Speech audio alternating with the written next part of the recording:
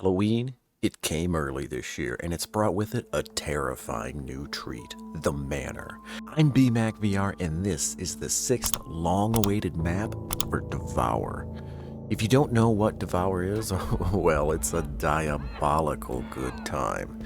It's co-op horror for both flat screen and PSVR, and it's only available on Steam. You and the gang team up to try and defeat the relentless demon Azazel. Personally, I'd love to see Devour come to the PS5 and the PSVR 2. So if you agree with me, let me know in the comments and let's show the devs some love. If you want a deeper dive, check out my full video on Devour. I'll link it up top. The Manor is a fantastic addition to Devour. This time you're tasked with a macabre ritual involving reattaching severed heads. But as always, Azazel isn't making that easy. The Manor introduces mirrors that serve as a gateway into twisted other dimensions. This is basically Devour's take on the Upside Down, and I've been nervously awaiting this map for quite some time. I was concerned about this game's rituals getting overly complex with the newest maps, but thankfully the Manor strikes a wonderful balance of complexity and approachability. And that's because the Manor itself is really not that big of a map. It's maybe around the size of the farmhouse, probably a little bit bigger, but not much. And that is if you don't count the twisted mirror realm. However, that's just the house layout, and it's the exact same, just with some different effects, which makes this map surprisingly approachable, and it never really feels like a convoluted maze. Like all other maps in Devour, the Manor is also intricately detailed, and at times feels alive in the worst possible way. You have your head? No. But now let's break down that ritual to banish Azazel and see just how complex the whole package is. As with previous maps, your first task is to locate Azazel. To do this, head into one of the mirrors and go up the steps. The door you want, it's that one right there.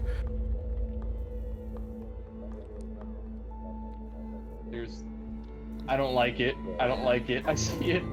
I don't wanna. Okay. Once you awaken Azazel, it's time to stock up on keys, bottles of liquor, and that oh-so-sweet wedding cake. You gotta take the liquor here. This is kind of like a crypt and a liquor cellar all rolled into one, and just load the bottle into the well here and you're ready for guests. Next, you want to find some of that moldy ass cake, and you're gonna need to feed that to the wedding guests. And this is where things get a little bit trickier in the Manor. You can only find the cakes in the normal realm, and all the guests are hidden in the Upside Down. In fact, the only thing that you can find in the Upside Down are the heads, and nothing else. No medkits, no batteries, nothing. So make sure you take that cake with you. When you find a head, drop the cake on the floor, and then you just grab it like any other animal in Devour. And once you have a handful of head, hop back through the mirror and head back to the cellar and drown this son of a bitch in the good stuff.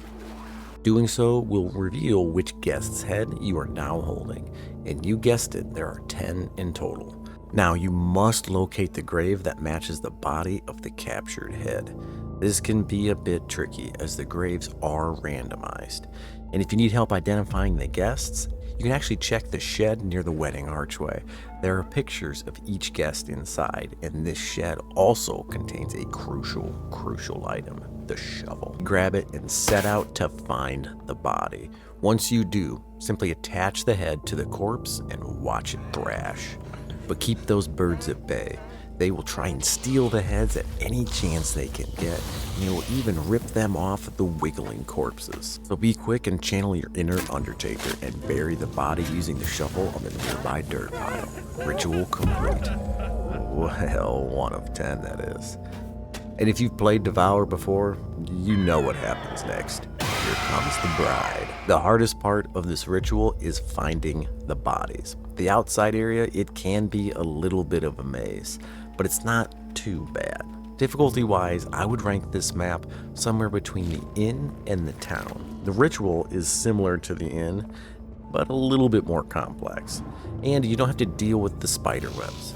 And the birds, well, they aren't nearly as much of a pain in the ass as the ghosts are in the town. It's a great medium difficulty map. The upside down portion actually does feel somewhat safe. At least somewhat safe, that is, for Devour. One last thing, the collectible object in the Manor are the bird feathers, and I've actually now gotten all of them. And I will say that they are a mixture of inside and outside of the Manor, but none of them are in the upside down, so don't waste any of your time looking there. And that, everyone, is the Manor. It's a free update to a game that is criminally cheap.